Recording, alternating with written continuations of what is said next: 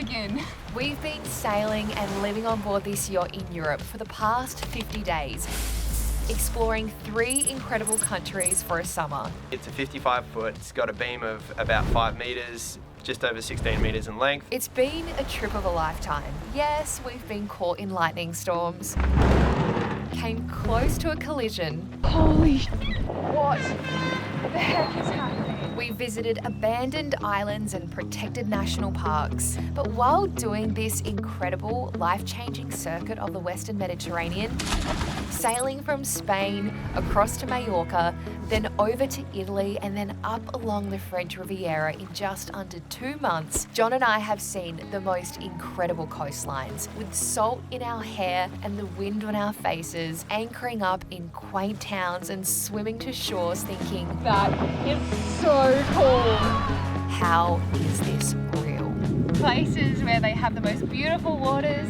Along the way, we've been meeting some pretty remarkable humans. We've made new friends and hung out with old mates. This has always been like a dream of ours ever since the idea of getting on a boat and going off cruising became a thing for us. We've been juggling sailing and John's career as an airline pilot for the past 2 years. It's something we didn't realise was even possible. So today we're going to share what it's really been like living on board this Jeanneau Yachts 55 for a summer, answering your questions. That was definitely our number one question. And sharing what's next for us. We have so many questions here. This is the debrief. This may be controversial. But before we get into your questions, I'm going to fill you in on today's plan and where we're going. So we're sailing from Saint-Tropez, where we left you in our last episode, and our destination is Canet, which is where we're dropping the boat back off to Jeanneau. It's a 70 nautical mile sail, and we have a weather window for a night passage. So we're going to be sailing right into the sunset before arriving early tomorrow morning.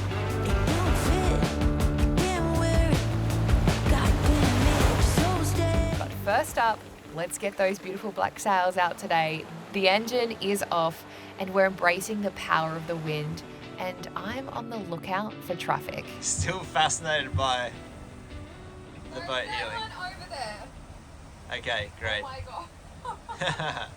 So we're just on a bit of an upwind sail back to Canet at the moment. We have 15 knots on the nose and we're doing about 6.7. We're kind of tacking our way upwind, have a few waves over the bow, but it's pretty smooth. It's a smooth ride, right? It's been nice. Yeah, I've been sleeping. Rick was saying that conditions are kind of conducive to seasickness, but we're all doing okay, I think. How you doing, Cal? You alright? Great. Yeah, Kristina, you okay? You've been sleeping, haven't you? Kel's just been checking out all the jellyfish out her window. Look! This is so crazy. Haven't we been healed over this much before? This is, I think, the most that we've been healed over this trip. Yeah. We were like this when we were on the way to Cabrera. Cabrera, back in Spain.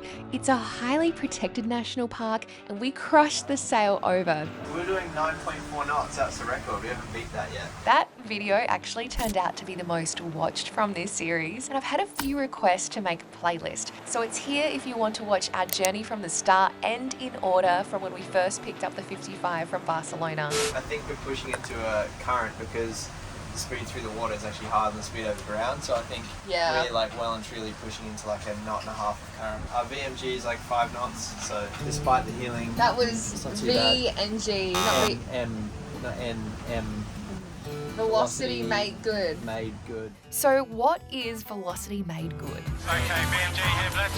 Okay, VMG on the way. Imagine you've got 3 identical boats. They'll make their way towards that top mark. One of the boats, they'll be going at maximum speed, zigzag backwards and forwards to get to the top. One of the boats decides, I'm gonna sail the most direct route, but they'll be going really slow. And our last boat, somewhere between the 3. It's all about who's got further up the table. What's our VMG? We're going 7 knots over the ground, but 5.2 knots in the direction of our destination. But it is about to get bumpy on board. I'm pretty good with seasickness, but sometimes it just hits me. Yeah, I've been sleeping. There are many symptoms when feeling queasy on board. Dizziness, nausea, everyone's different, but for me, my first symptom is feeling tired. My second symptom is hunger, but usually after a few hours or a day, it passes and I'm back to normal. There are 3 berths on board, so this is the main cabin where John and I have been sleeping. And the port berth has been Kelly's quarters. She's made it her own. I request this wall is left on. He's super cute. The starboard berth has been free, but I've decided to set myself up in the saloon today. Usually I'd get the extra cushions out and lay them down over the table to make a proper bed, but I'm content on this side of the couch, and I'll tell you why in just a sec. Oh my gosh, just to give you an idea of how much we're heeling over right now, we can all see the water. Wow, look how clear the water is. Oh wow, look at that. What? That is unreal. This is the wildest tilt. It really is. How are you going up there? This is falls. This is dangerous. I just want noodles. Oh no. Oh my gosh, when you open up the fridge, it's gonna just fly out. got it out. Oh. On a sailing note, we have decided who and what and when we're going to be doing our shifts. John's going to clock off at 6 o'clock. Kel is then going to take over 3 hours later at 9 p.m. And then I think we're going to just do 3-hour rotations all the way until we get to Cannes. Please get me eating my stir fry out of the cup. This is my thing. Is there anyone else out there who enjoys eating food out of cups? It's better. It tastes. There's nothing you can give me on a plate that you can't put in a cup. Please fill my cup. Am I really asking for much? It was plastic. Plastic cup and the wine. Don't worry. So it's almost dinner time. We are motor sailing right now with the wind still hard on our nose and with our ETA blowing out and around 13 hours left of this passage, we're using the autopilot, which means we don't have to hand steer. Well, it is 6 p.m. It is time to hand over. I feel like you've been here for I'm comfy. This the is my happy past place. 10 I like hours. it. I'd go all night. Honestly, I'd be more than happy to go till like midnight. I'm comfortable here. This is the only place I can relax. I know it sounds like weird to say that. I think it's because I can see, I know what's going on. I don't have to worry about anything. I can just chill. Well, you would like this on Takana. You would just go, I love it. It's like meditation for me. It's like mowing the lawn or like watering the garden. So I know you might think you're doing me a favour by taking over, but I'm actually quite happy. How do you feel? Wind's picked up. I want to try and sail again. Quickly. Can we try and sail again? Can I just quickly ask you a quick question? Just turn the boat. Yeah, go on. You said something about tonight, what we're expecting. Oh, rhyme. Rhyme is forecast. Rhyme. What is rhyme? I have never heard of rhyme. Is this a European thing? No, it's a universal thing. With summer slipping by, the weather is starting to change, and this is the first time we've felt it this trip. Rime ice is like when it gets quite cold. Basically, it's like ice. It's rime ice. It's like very light crystalline deposits of ice. I'm skeptical of that because it's only supposed to be getting to like 18 degrees. That's what they reckon. I have to say, there is a chill in the air. What are you saying though? Because Rhyme. these Aussie accents confuse me sometimes. Rhyme. Rhyme. Rhyme ice. Rhyme. Does that make more sense? You're like, oh! Oh, yeah! Oh, yeah! I really took it out now. Oh, okay. No, wait. Spell it out Okay, though. okay. I'm so serious. Can I just say, if anyone spots rhyme ice tonight, can you please film it? We need evidence of the rhyme. After dinner, I ended up convincing John to take a break. Well, I'll eat this and I'll just go to bed then. Good. If that's what you want. I'll do it. Yeah. And so that left me on watch, and I think I jagged the best window, sunset. Jeff is just round the block. Is it the drinking ready to run? Thought I'd be better by now. And as the minutes and the hours go by, I'm reflecting on this journey and going through all your questions that you guys sent in over the series and in our last episode. I'm collating them all, and John and I are about to answer them all openly and honestly in just a couple of minutes. And then we'll get ready to share what's coming up next for us after we drop the boat off. A fickle heartbeat and I'll go blind. John managed to get a little rest, perhaps for an hour or so, but popped back up to say hello just in the nick of time to catch the last of the light in the sky together. So show me love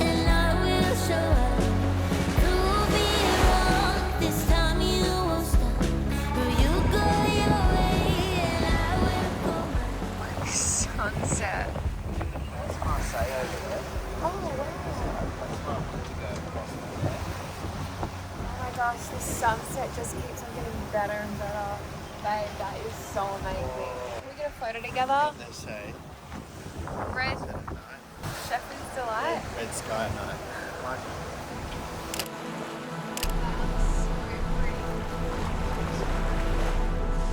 It's gonna be a cold, wet night. Everything's already getting damp. It's foggy. Everything's gonna get wet. 2 hours each when it gets too cold. No, I'll be fine, but everything's gonna get wet. What time is it, John? It's 9 o'clock. It's 9 o'clock and this is the last sunset for John and I. It is so beautiful, like the colours are so pretty, but it's so cold. It's gonna be really cold and wet night tonight, and maybe a little emotional too. Sunset, guys.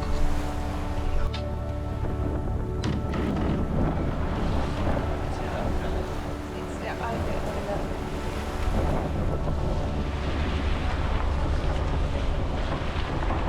And so we're furling away the head sail.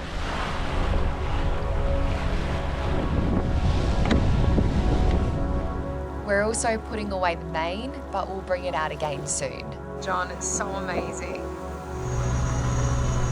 Throughout the night, we'll motor sail all the way to Cannes, which is in southern France, right near the Spanish border.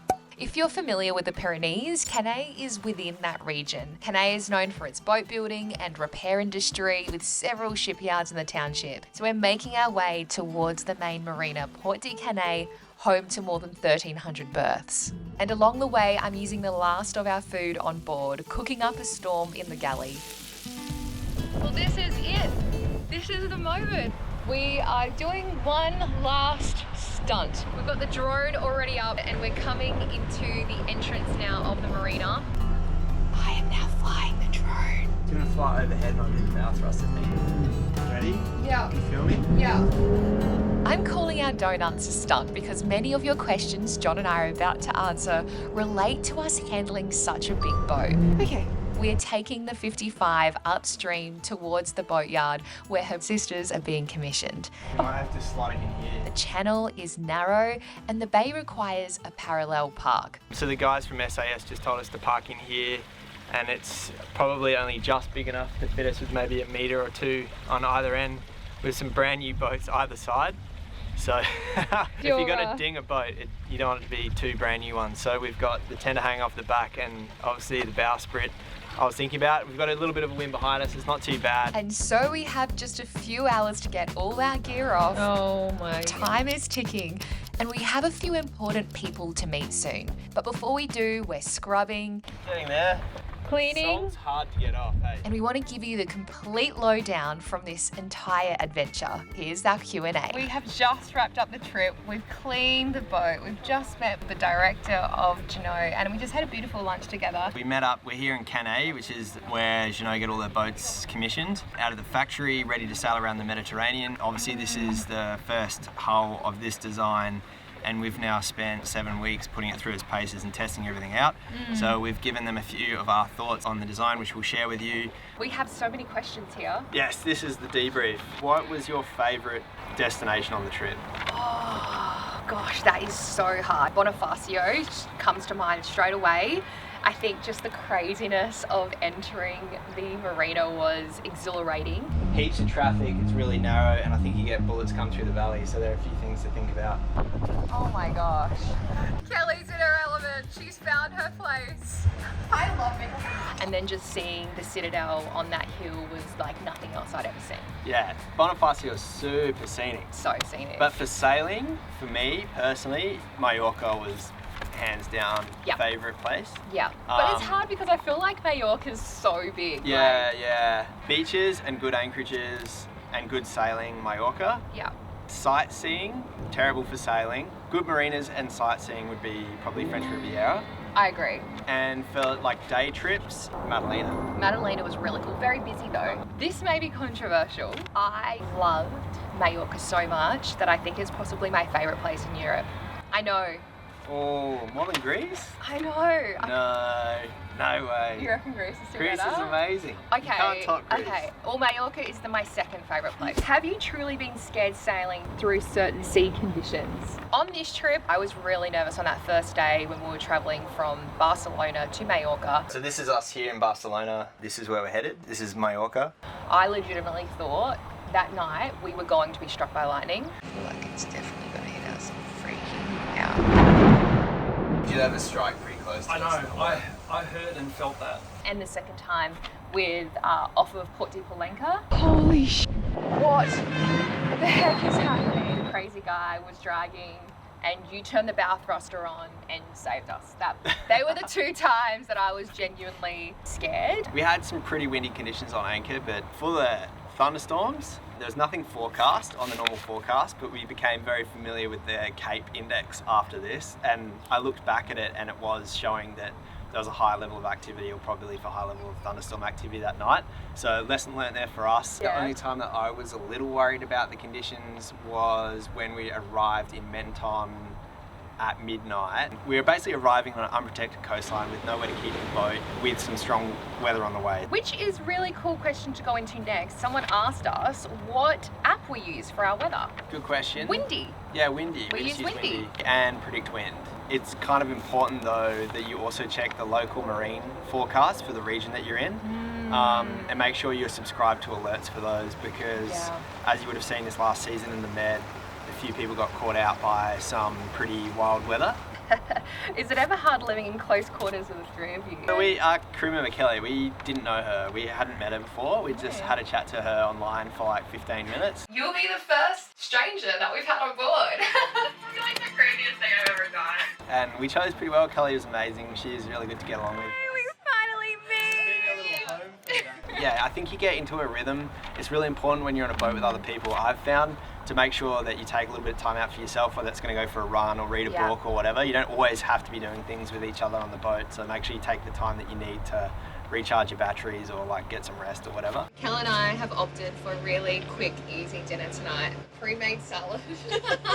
What is your secret for your true love for each other? Christina's been waiting to ask this question to get on camera for centuries. I think that question was from Kristina. I have to say, a few of my friends after our Australian trip were like, wow, I could never do that with my husband or my partner. How did you and John do it? And I think that if you really want to know if it is true love, jump on a boat. Yeah, that'll test you. You can't pretend to be someone else once you're on a boat. It'll strip you down to your, to who you are as a person. So if you want to get to know anyone, invite them on a boat trip. You'll find out who they are after a few days. Yeah, that's so true. Yeah, because it can be tough. It can be tough sometimes. It's not always comfortable.